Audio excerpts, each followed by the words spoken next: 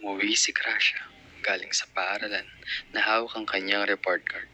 Hindi niya malaman ang kanyang gagawin kapag nalaman ng kanyang pamilya na bumaba ang kanyang grado ng malubha.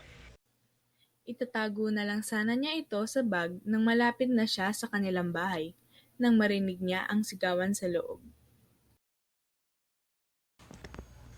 Ayan ka na naman sa mga bisyo mo. Pakialam mo ba?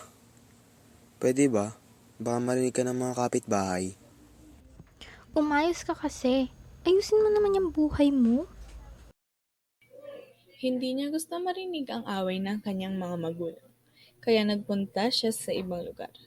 Nakaugalian niya nang pumunta sa simbahan kapag may mga gantong pangyayari. Ngunit ayaw niya muna pumunta roon, kaya nagpunta na lamang siya sa may rooftop ng isang abandonadong gusali. Hindi ko naman ginusto ang ganitong buhay Bakit palagi na lang ako?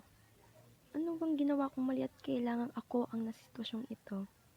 Ito ba ang sinasabi mong plano sa akin?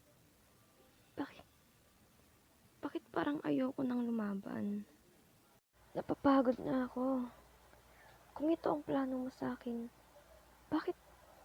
bakit naman sobrang hirap? Bakit ganito na lagi ang buhay ko? Si Nimia ay minsan na rin nawalan ng tiwala sa Panginoon dahil sa mga pangyayari sa buhay niya at patuloy pa rin niyang kwene-question kung bakit ito nangyayari sa kanya. Katulad din sa karanasan niya, si Gracia ay nawawalan ng tiwala sa Panginoon dahil sa mga pagsubok sa kanyang buhay.